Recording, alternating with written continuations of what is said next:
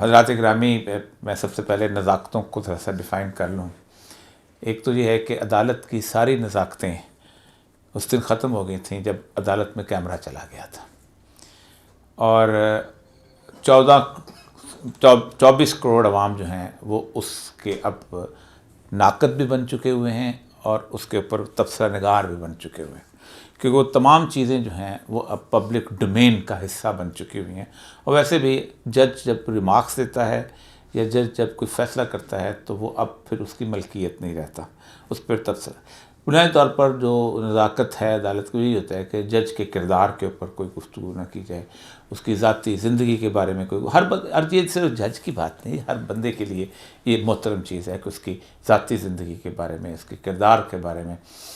آپ اندازہ کریں کہ قرآن پاک میں جو مومنین کی صفات بتائی گئی ہیں ان میں سے یہ بھی ہے کہ وَلَا تَنَابَزُوا بِالْأَلْقَابِ، وہ لوگوں کو القاب سے یاد نہیں کرتے، یہ بھی نہیں وہ تحسوا ولا تجسسوا، وہ نہیں کرتے، کسی کی ٹو میں نہیں لگے رہتے، وہ غیبت نہیں کرتے کسی کے بارے میں۔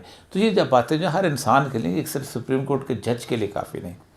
لیکن جس بات کی تکلیف اس وقت ہے اور جس بات پہ میں آج آپ سے گفتگو کرنا چاہتا ہوں وہ یہ ہے کہ یہ پاکستان کا آئین میرے ہاتھ میں ہے، اور یہ آئین ایک ایسی ڈاکومنٹ ہے کہ جس ڈاکومنٹ کے بارے میں کہا جاتا ہے کہ یہ دنیا کے اندر جتنے بھی ممالک ہیں اس ممالک کی سیاسی زندگی کو گورن کرتی ہے۔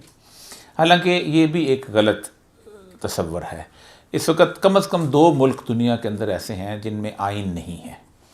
ایک ہے برطانیہ، اور وہ کہتے ہیں کہ ہم اپنی روایات کو جانتے ہیں اور اس لیے ہم کوئی ریٹن کانسٹیٹیوشن نہیں لکھیں گے۔ یہ جھوٹ ہے کہ کانسٹیٹیوشن ان کا ریٹن کانسٹیٹیوشن، روایات۔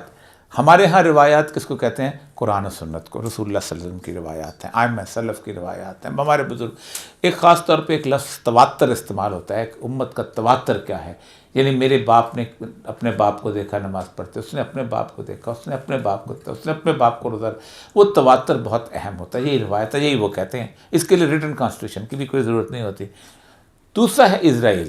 اسرائیل کے بارے میں بھی ڈیوڈ گوریان نے 14 مئی 1948 کو کہا تھا کہ we are not going to write down a book which will have a status more than Talmud and Torah. ہم وہ کوئی ایسی کتاب ہم تحریر نہیں کریں گے جس کی حیثیت، وقار، عزت جو ہے وہ تالمود اور تورات سے زیادہ ہو۔ دی کانسٹیٹیوشن آف اسرائیل از تورات، اسرائیل کا آئین تورات ہے۔ انہوں نے ربائز کی ایک باڈی بنا دی تھی انٹرپریٹیشن کی، اس کی باقی چیزیں اس کے ساتھ چلتے رہے، کیونکہ تورات کو تو مانتے نہیں ہیں بیسیکلی، اس طرح امپلیمنٹیشن کی تالمود کو مانتے ہیں، اور تالمود بنیادی طور پر ان کے بعد میں لکھی گئی، جن کے بارے میں قرآن کہتا ہے کہ تم اللہ کی طرف سے کچھ کتاب لکھ کے لے، اپنی طرف سے کتاب لکھتے ہو، اللہ کہتا ہے یہ اللہ کی ہے۔ تو تالمود کو انہوں نے ماننا ہوا ہے۔ 1992 یا 3 میں بڑا پریشر ڈالا گیا کہ اسرائیل کو کہ وہ آئین تحریر کرے۔ انہوں نے ایک کمیٹی بنائی ہے، آج تک وہ آئین تحریر کر رہی، آئین تحریر نہیں ہو سکا۔ کچھ لاز بنائے ہوئے انہوں نے الیکشنز کے، دوسرے تیسرے، اس سے وہ اپنا کام وام چلاتے ہیں۔ Those are not basically the body of the constitution, کیونکہ باڈی آف کانسٹیٹیوشن جو ہے وہ آپ کی آئیڈیالوجی طے کرتی ہے، آپ کی کورس طے کرتی ہے۔ پاکستان کا جب آئین بنایا گیا تھا تو پاکستان کے آئین کے بارے میں ایک اہم ترین چیز رکھی تھی کہ کوئی بھی قانون ریپگننٹ ٹو اسلام، قرآن اینڈ سنہ نہیں ہوگا۔ یہ ایک اس کی بنیادی فلسفی ہے کہ اگر پاکستان کے اندر کوئی ایک ایسا قانون موجود ہے کہ جو اس قانون جو ہے وہ قرآن اور سنت کے خلاف ہے تو فوری طور پر اس کو چیلنج کیا جا سکتا ہے۔ اس کے بھی انہوں نے بڑے چیلنج کرنے کے بھی بدنیتی ایسی ہے کہ آپ شریعت کورٹ میں چیلنج کریں گے، پھر اس کے بعد شریعت بینچ میں جائے گا، پھر اس کے بعد لمبا کام۔ اس وقت تقریباً 81 فیصلے ہیں شریعت کورٹ نے جو کیے ہوئے ہیں، اور وہ اس وقت سپریم کورٹ شریعت بینچ بنا ہی نہیں رہی، گزشتہ 2-2.5 سال سے بنائے گی نہیں، تو فیصلے کب ہوں گے اور کیا ہوگا؟ اب سود کے کیس کے بارے میں آپ سب کو پتہ ہے کہ کس طرح اس کو فلاؤٹ کیا گیا، اور اس کی ایک پوری تاریخ ہے۔ اسلامی نظریاتی کونسل جو تھا ایوب خان کے زمانے سے چلی آ رہی تھی، انہوں نے 1.5 سال کے اندر پڑھا ختم کر کے 1966 میں طے کر دیا تھا کہ سود حرام ہے، اور اس کے اوپر پھر عدالت میں کچھ نہیں ہوا، لیکن اس نے بھی کچھ نہیں کیا۔ لیکن ضیاء الحق صاحب نے، جس کو ہم کہتے ہیں کہ اس نے بڑا اسلامک قانون بنایا تھا، اس نے بھی ایک کمال کیا تھا کہ جس وقت اس نے اسلامک لاز بنائے اور اسلامی شریعت کورٹ بنائی تو اس نے کہا 10 سال تک یہ فنینشیل میٹرز جو ہیں ان کے اوپر ان کو انٹرٹین نہیں کر سکتی، یعنی سود کے بارے میں نہیں بات کر سکتی۔ دوسرے سود 10 سال تک حلال ہو گیا۔ 10 سال کے بعد جب اس کا بند ٹوٹا تو لوگوں نے تقریباً 100 کے قریب لوگوں نے اپیلیں جمع کرائیں، اور اس اپیلوں کو جمع کرانے کے بعد ہوا یہ کہ شریعت کورٹ نے فیصلہ دے دیا. جب وہ فیصلہ دے دیا تو نواز شریف صاحب کو یہ توفیق حاصل ہوئی، نیک توفیق، کہ انہوں نے سود کی جو حرمت کا فیصلہ تھا اس کے خلاف یہ اپیل میں چلے گئے سپریم کورٹ کے اندر. اور پھر اس سپریم کورٹ کی جو اپیل تھی وہ پینڈنگ ہوتی رہی. سپریم کورٹ کا بینچ ہی نہیں بناتے تھے، نہ یہ کچھ کرتا تھا، نہ بے نظیر بناتی تھی. دونوں کے مفادات اپنی جگہ تھے. مشرف کے دور کے اندر اچانک ہوا یہ کہ مشرف دور میں مشرف کو اپنی پڑی ہوئی تھی، 9/11 چل رہا تھا، انہوں نے بینچ، ایک شریعت بینچ کا تشکیل ہو گیا جس میں جسٹس وجی الدین تھے، وہ تھے، اس کے بعد منیر شیخ تھے، اپنا ایک جسٹس تقی عثمانی تھے، اور محمود احمد غازی تھے، اور ایک اور خلیل الرحمان تھے. تو انہوں نے ایک دم رات دن لگا کے فیصلہ دے دیا سود کے خلاف.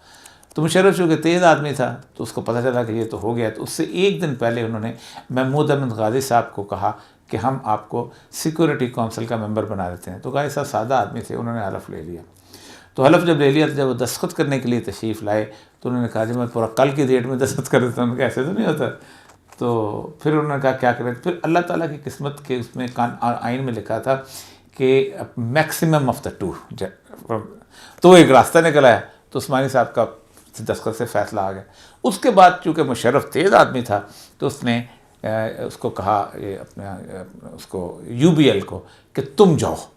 بینک چلا گیا اس کے اندر اپیل. میں بتا رہا ہوں کہ شریعت کو جب ہم فلاؤٹ کرتے ہیں تو کتنے ہوتے. اس میں پھر رضا کاظم صاحب جو ہیں وہ ان کے وکیل بنے اس کے سود کے خلاف.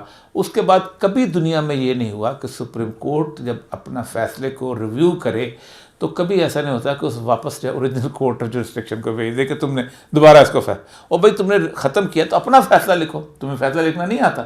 وہ پھر پینڈنگ چلتا رہا. پھر اس کے بعد شریعت کورٹ میں چلتا رہا. پھر شریعت کورٹ نے کہا، پھر شریعت کورٹ نے دوبارہ فیصلہ کیا. اس میں ہم بھی تھے، ظاہر بات ہے.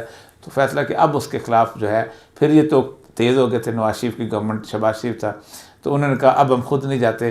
تو انہوں نے وہ 4 جو ہے نا، خود ساکھدار کو کہا ہم تو سود کے حق میں ہیں، نہیں ہیں، ہم تو نہیں جائیں گے. بڑا فضل الرحمان صاحب بیان بھی دلوا دیا.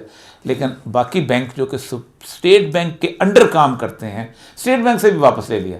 اس کو کہا چل. اب 4 بینکوں نے وہاں رپورٹ کیا. تو یہ ہم شریعت کے ساتھ پہلی بات یہ ہے کہ نیا مذاق نہیں ہے جو سپریم کورٹ کے اندر ہو رہا ہے اس وقت.